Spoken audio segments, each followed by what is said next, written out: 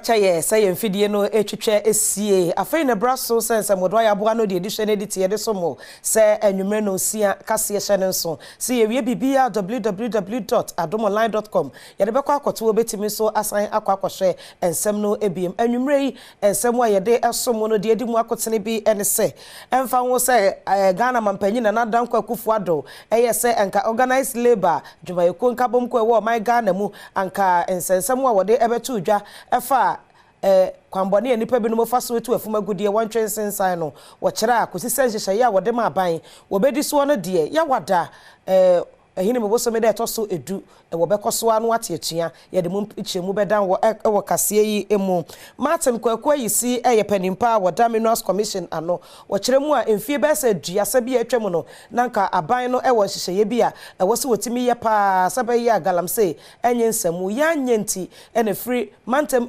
miensemu atere edeko mantem dum miensemu ensemu eni afoforo bi ene ka ho don hwere kenkan ama ho se anwume no nsia kase midin ede akuya echa oyi akwan mamawajo Brennan nsem ni nchemu ankasa memfa ensom wa organized labor mechere djumayeko nkabom ko awodo wo my Ghana mu echera sa aban ento anamon bi ewo kwan bone nipa bi no faso to afomagudie ewo o my Ghana mu na wambra sa afomagudie tuo no krade a ene ye wada yi a edi ye nemu yi ehini meboso me de toso edu wo bete atua ene yi wo kwa ho nsɛmtwerefo nhyiemu a wo kyera wone aban ekoti ginaye no aban ampa mua ne senti ogusoa egina wonjira yenimu ehine mebosome ne de toso edu wa fimpinu na aduonu wanan mu no ode wo mo ye kire no behyehyɛ so my Ghana emu ne nyina egina galamsen sensem ekoso my Ghana mu a ese o my nsuo kwaibretuo na atenaye eno nti ene hyiemu ode hyehyɛ so no obobo Ghana mampanyin nsɛm ode tu dwa sɛ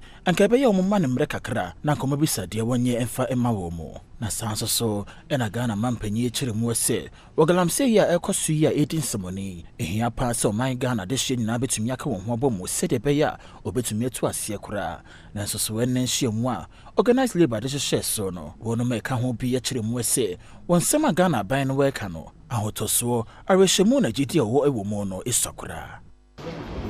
The government meeting with organized labor's response. We have concluded as follows. Our strike remains unchanged.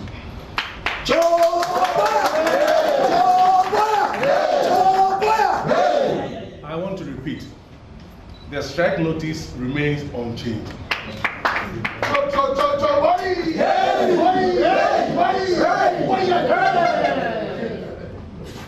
We have the view that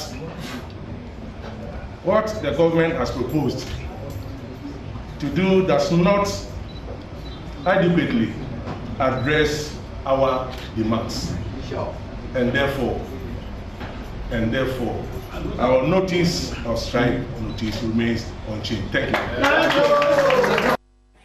Now, Sante Mantemu a churchefo nkabom ko awodo bi echra de organized labor ka no wonte kura esan se ginaya wo si won kran no won ma wokuma se wa ma wo mo amane Dr. Solomon Fokuo eka utag eho a wono eye kasamafo wo kira sa ginaya we de won ka ho amia ye se adwumayefo nkabom ko ewo my Ghana mu wo mu ache esan se oba enkran a organized labor mpanimfo ewo hanom echra hyehyɛ ya wode kɔto aban anim se ewo nto anamon ewo fomagudie to ho no aban ampa mua ne senti efiri sabre ya kosi ehini mebosome de toso edu aban eni san hyehyɛ no so dia ene atua no wobete ya enei waye ho nsɛmtwerefo nhyiemu na nso wokɔ asante mantem mu a labor union mpanimfo ewo no mo kyera enya saa kwan yi so ene obefa aso galamse ensensem ene wo haw no ano wompanimfo ne nsemtwerefo atwetwen saa enkomo a wode won mo adwenkyere atudwa. Major concern now is what the labor, is it organized labor or disorganized labor,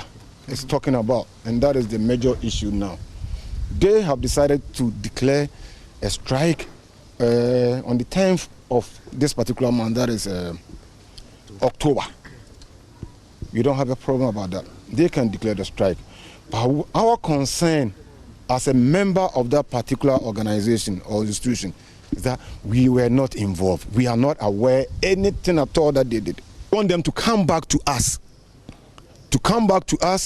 come and jojo with us, for all of us to have our views so far as this thing is concerned. Because anytime we want to declare strike, other than national executives will take it up and bring it down to the local unions, so that the local unions will also come down with the members for us to discuss and vote on it. But this time around, it's just top approach. And you don't know why. We don't want to believe in what we are hearing, that some of them are taking whatever they say they are taking. We don't want to believe in those things. We don't want to. Kosibe said Don Shiri Insia and Parliamentary Committee of Assurances, see Omrashe Bedwafie, and Minerals Commission, opening pa, Equatana, see what to know, Efa Galamse, and sense money di my Ghana, any yentia and nay, Galamse, agent Samupa, ewa o my Ghana mo, na wachra, Besse, and fie. Edria sabi etwamuno nanka omane wo hihye bia wo beye ediabra nanso wanyenti enene etere kɔ nanim saa no. Chief Executive Officer Emma Minerals Commission Martin Kweku Ayisi ekasa ewo womo enhyiemu na ase no wode to dwa se enhyehyɛ awodo bi a womo de gu akwam afie etwamu no eyade anko ye kura na sese wo hwa ekamea yese atre akɔ regions awodo beye edumiensa eye galamse egudi a womanfo etuo no. So when you say ban small-scale mining, Chair, this is my understanding. It means that don't allow anybody to do it lawfully. I understand the situation and the backlash from Ghanaians. Oh, stop it altogether and reset, or pause or whatever. Then the guy in Tinga, the guy in Dakupe who has sunk a borehole, who has spent money to sink a shaft, he says, hang on. I am not by the white water or Pra or Cobra. Why do you want to, Chair, if you permit me, punish me because folks along the Pra, Brim and Co are misbehaving? Why don't you go and deal with that problem and let me do my work lawfully? Those are the issues we are faced with. So I advise government, and I told my minister that it will not be proper for us to have a wholesale ban. That's number one. On the grounds that a lot of them are, the whole of Takwa is underground mining, 5,000. So the moment you say we are banning small-scale mining, not Galamsey, because Galamsey is banned, it means they are asking 5,000 people in Takwa not to work, punishing them for something that is not their fault. So this is some of the conundrum that we face. No echi wase busa ne se watete se nyinem post station na chiri hono mo a nipa bi no tu afoma gudie dendenden ya hweyi adachi bi no post station no ebedwere gu mo chira wate no wahunu nso wakọ akọbọ etiwa east district security no amane ebesi sabre wontu anamobia emfa ho. Minerals Commission Chief Executive Officer eyi insemano ewo nhyiemu a womo ehyiaye no ana odi tu dwa se womo modern bo a womo edehwe se womanfo a womo etu agudie ebetu no kwampa so no ebi mu nso enam kwati kwan so etu saa agudie ya womo ede sense ase no. Licenses are not issued to anybody to mine a water body. So in the first place, anybody who goes to the water body to go and mine is engaged in a criminal activity. We need to be clear about that. He's engaged in a criminal activity. We have reported severally that behind a Nyam police station, people are doing stuff there which we have not permitted. So how come that the police is not taking action to assist? Why need arms to go and evict Galamsey people behind a police station? And Neither Minkom did not recommend police station. I don't need arms to go into private. That is somebody else's job. Take me on persons you have issued licenses and are not doing the right thing, which I'm saying is also part of the Galamsey thing. Wasan edi to just say Minerals Commission no ehwe se aban no ede moa ebekọ geological survey mu na no ene beboa ama si eye Galamsey ekwan a womo fa so etu agudie no ano. Until we put money in geological investigations and adopt a more aggressive approach in investigating all these several thousands of blocks that Minerals Commission has designated as blockade areas. Accra High Court eko asetena ema otemuafo comfort techiame ena etena edwemu na ekowi ase no na wama ama governor ene enipa nwatwe bia waka ne ho a womode won ho hye democracy hub womo protest ekoso ewo omaiga na yimu bi wama sa nipa enkono yi bail a sika da wontiri so Ghana cedi empem edioso ye nipa mienu so ebedi aginemu ema womo Ghana de shebesha ne so abe na wochi mienu mu ni na democracy hub for edo ye kire hye so wo mai emu na nso so enam ne ye bia nipa bia da na de wo ye kire na sini nteno aposifo e kire dodo na akogu afiase na nso so wende Accra High Court kwa asetena no otemuafo no wabua se ama governor na nipa watwe bia ka ho wo ma wo mo bill ya bill na odema wo mo no 70,000 Ghana cedis na Emmanuel John Emmanuel Kwabnado Ziblim Yakubu Wahineba Prempe, Philip Obusu Kwabena, Akesi Big Desmond, Von Kofi, ena Sadiki Yakubu Omaka nso, wahye wo mo se, na wotwe bia wo mo homodin aso de won ho, ebekwa kwakire aposifo. Na galamse ya, ekoso mai mo no, emile kakre ni no, nipa dodo na mabunu weka ho, ena de wona no watomo bi e kire se, edin semone wo mai Ghana monti ho hia se Ghana ban na mpanyefo wo mai mo no. Ebetumi din hyehyeye bi agu akwama ntempa no. Election headquarters ko kromoti power yemura ensemno emua kasamafo ema kanema mpanyu John Dramani Mahama maame Joyce Bawa Motari ochiremu a ese kanema mpanyini wo hia se abato commission ebema na rehemu se adwuma na wo ye no wonyema amanyokuo bia no wo ye ama omai Ghana ansan wagenatum African Elders Forum womo leader kanema mpani no wo Nigeria Goodluck Jonathan ene ne manfo ababe piemu ewo NDC womo presidential candidate John Dramani Mahama ne office ewo cantonment na nini nane se womo ne babe hyiaye e de fa asumdu ebekoso ewo Ghana bato ebekoso eye December. We have an election in barely 61 days and there have been a few issues bubbling back and forth. Especially with the Electoral Commission and issues to do with the register. So we're happy that a high-level delegation like this is here so that we can go through some of the concerns we have. Na Abraham Shemuno eba na wiye no onipa ono ene de nsem atudwa edema NDC womo presidential candidate Joyce Bawa edi tudwa se enhyiemu epiemu no yade ekoye pa na de womo ehwe enim ni se NDC presidential candidate ehwe se Electoral Commission wobeye commission edi amagana fo na enkoye amanyokuo ni baako wosan edi tudwa se wono de oware hyemu se ekoyi a womo fi Nigeria ababe piemu ewa ha no ensem a womo edi ato onenim no womo kohyia empenifo ekeka ho bi na asumdue ene be piemu edi aba ewa election ebekoso afiwei ewieye no they bia me can say the back stops with President Akufo-Addo any MPP omo no moti aban so sesia se kane no John Mahama wo office he went through a very peaceful transition he handed over very peacefully man tit they bia sem Mahama ka so no on hand over Emma Akufo-Addo da oti ase nti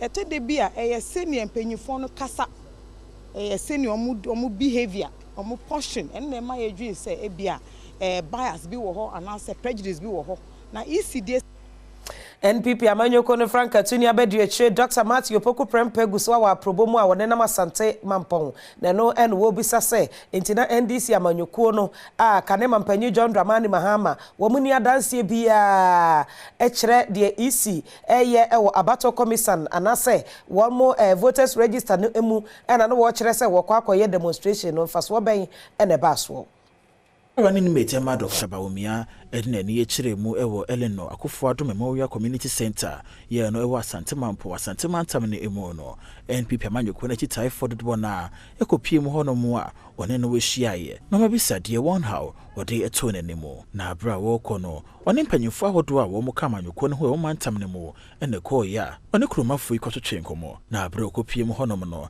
ne nsem ye ode tudwan wo chiremu ese so no feel that demonstration no mo ya against the commission the cars are for me as from now went to the fashion na oni so did as for person can be no be dependent and can for you they go and the power ɔbɛtena response a ɔsɛ nipa koro mu na ɔmɛdi president that's why yɛ sɔfo woyɛ imam woyɛ nana na bɛtena ka kyerɛ nkurɔfoɔ sɛ ɔmkɔto abama saa party na apɛ sɛ ɔkuro yɛ dɛn ɛbɔ wopɛ sɛ woasɔre yɛ dɛn ɛbɔ wopɛ sɛ ɔmɔska yɛ dɛn ɛku because wɔbubu no wanti ɛno akyi Mwashibedwani a wogyina ma wona womampom ye onukuru ya ye deputy minister Emma Foreign Affairs kwaku amprechum sapon enso so de kan ho se wonpuntu ahodo akoso my Ghana mu kwantempo ahodo ampanyefo asiesie no eba ne mamponde a wo manyomo chefa pa masema beka ne se MPP ba ye ene mampo edi ni ye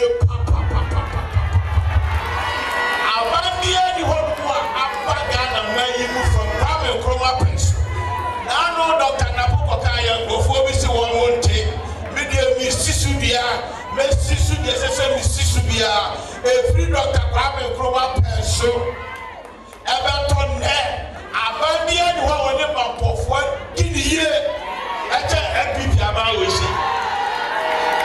de ba ko Ghana fo bi ejina so a wokase wonto aba ene se NPPO NDC wo mu nyina eye amanyoko ba ko na eno na NDC amanyoko ne Frank Atoni John Dramani Mahama kire se mo bi amfane ntoto NPP aban ho sanse wonde odi no krepa wonte se NPP aban a wo mo dada Ghana fo no presidential candidate Emma NDC amanyoko no John Dramani Mahama editu dwa se ope amanyoko a okano krepa na ye NDC wode tutu eye amanyoko ahodo na wo mo de entro nkuto ana wo mo edie se ne wo mo betimi abedi akonya ne so.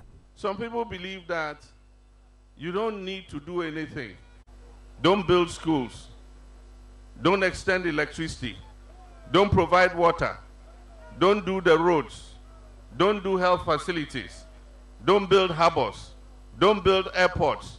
Don't do anything. Just keep the money. And when it gets to elections, share it amongst the people, and they will vote for you. NDC is a different party. People who are disappointed, I hear them say, all the parties are the same. All the politicians are the same. I want to say that is not true. All politicians are not the same.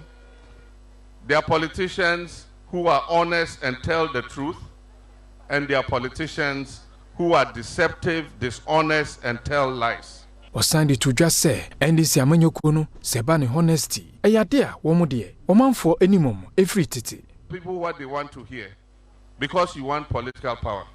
And the extreme form of it that I've heard is that they say if there's political power, sell your mother and get political power. When you get the power, you go and buy your mother back. Edru so ya apomuden kase na hyene nso se apomuden kase yi apose papa agene di wo my Ghana mu adwumako ede ba ye ese ye mfantwi yese enyi ese asenkeka wa nyina ma ye no mu ente eye pepsodent wo mu na so yasene eme de ebre ye wahodo bebre ye wo cavity fighter ye wo herba ye wo chako ni nyina wo de choose a ebeboa wo ya no apebi ato na apomuden ensemu no veterinary department ye wo wanchi municipal directorate food and agriculture ebobo suminim no rebisi ade eba wo mo na so eye ahankron ediokono enso 97 ena chese ebeto wo mo na so ani nyina no wo bo ho dawuro se wunia wo kraman wo fia kona kobo ne pane ni bise be yi a onkoka obi ne nkofa asemoma veterinary department ewo wenchi mense the year 2022 yenya rabies cases ewo ye office nti yenya 84 rabies cases nti so far no nipa ba kope ena hwere ne nkwa ewo mu ena the year 2023 so no yenya 112 cases ende nyankopon adom emra omo baaye no itimi ema omunya ntiye se wo se omoye vaccination tententin obi a antimi ahwere ne nkwa ena make sense so afi so no yenya 97 cases but nyankopon adom bia so antimi enwu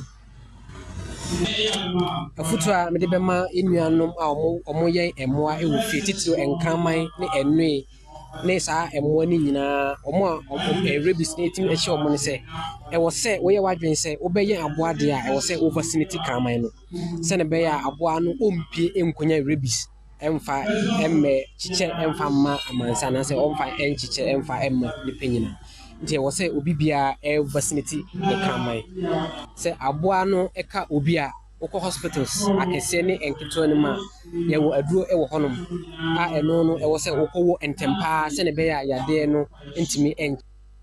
Ghana for Ekokoto say DVLA office NIA office GRA ECG ene abaye nyumekwa woduo mu no eto ba betwa isan say Ghana abaye the citizen app aba ene yi wokwa abaye for 10 times so download this app ya abaye nyumekwa woduo bia no betimi no omo adi nsawoso e wo sa app yi eso apa ene Ghana abaye apa ho ntoman eye app bia ebeboa ama Ghana for etimi ne abaye dwumekwa woduo edi nsawoso e wo abaye for 10 times eso kana bia nanka Oto santere tenten ewo DVLA National Health Insurance ECG ene asoya awodo no ne nyina etu betwa isante citizen app yi ebeboa ama empo seto na pese wutua ewo Ghana Revenue Authority awokosa app yi so a ubetimi etua ene yi ene okopa ho ntoma mampanyina bede eche Dr. Alhaji Muhammad Baumia ene yetitirefo bi ebepi adwumadie no ase ogina simpire so kasa ye ene wode tu dwa se very few countries in the world in fact have this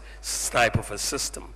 And we don't have a country in Africa with this type of a system. And so we've set together the task of putting in place this data interoperability system based around the Citizens app, and which is what we call the CADIF, so that you have this data interoperability system to bring it all together and make data exchange seamless and very quick and all of that. Enwechi oswafo show me isi kasem so Dr. Adom edi to just say adeba ko a ewo app yi ho a ema na nije ho pa ene se ebeboa mo bia etimi atua ne to wabra wo mere ho kora isan se kana bi atwam no onipa no beko Ghana Revenue Authority office bi akwa akoto santenenti won kono akwa akotua ne to na nso nei wo fa wo fon wa betimi atua to a app ninti ayemre. One of the key areas where the Citizen app will make an immediate and profound impact is in tax administration. As we know, tax compliance has historically been one of the challenges that we have faced as a nation. The processes have been cumbersome, requiring individuals and businesses to navigate multiple platforms and often visit GRA offices in person to fulfill their tax obligations. Now, with the Citizen app, the entire tax filing process has been simplified. Citizens can now file and pay their taxes from their mobile devices, anytime, anywhere. Abshamamena sisi oguso Adom TV. Emra so mamenfa agudie mo nsem nso no. Mfe no so entoa so mana yebebo awura mo the senior national soccer team, the Black Stars of Ghana, Yawada Ebe, Ghana versus Sudan, our Accra Sports Stadium.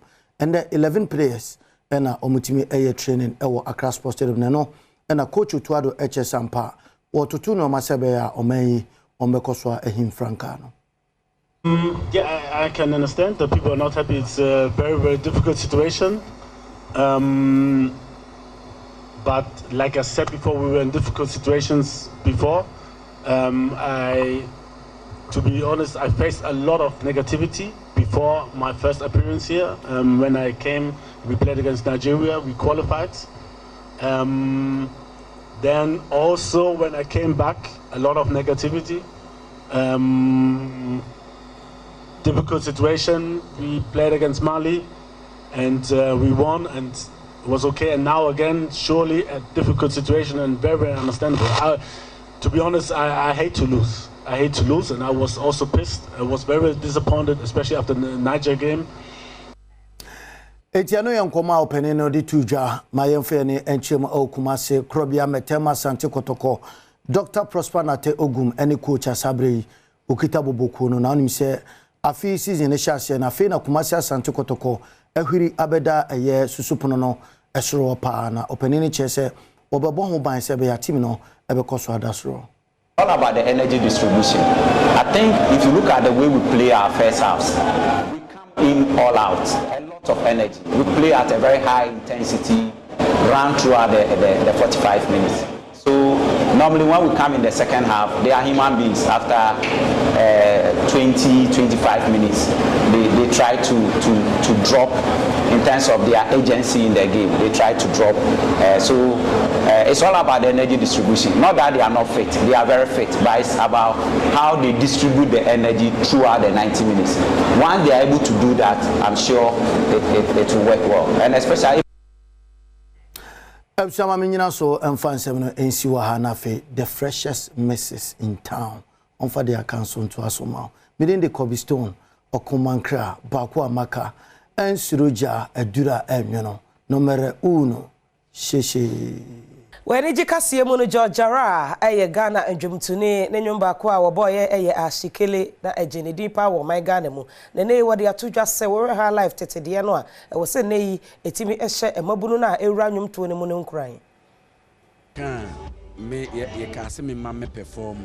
I never expected this. And them say, I'm Rami Hunu, citation, crown maniata. Ama, Mekuma Tommy, Yamahu say. Bredudu ami brave 1990 na say Ghana for me hundo mukai me mama ni aje pa music is dynamic ya na nkrofo bi criticize nkwala no, but I don't do that because high life now onyina no beto ye no enye no na mpedu no beto ye nyampedu no muto ye no enye no na mpefo je no beto ye nyampedu je no muto ye na enye no na mini resoma no ye beto ye. They definitely do Quran, so we should expect some change. Maybe me who say it's still high life, it's just a change of name. Because Emreninti anka babo ashikele kakra ma ade twa na se anwumre so kase no asi wada je no bra wonya ma minti me da se nyame enhira wo hyeden so se wadidi awie ana se afeye na abedidi a besra wo wie a twusen apostle papa beboa wa yi wo se asenkekawa ene mo amo nyina eye Pepsodent ye doso enti ye wo chako ye wo heba ye wo cavity fighter ni nyina wo di twusen a eyeyie kopebito na fatwi wo ne wo ma ese na wo no manu mu ente midin e de akua echa oyi akwan ohia mna fra Mrs. Baden a meje oso nyame ma ye chena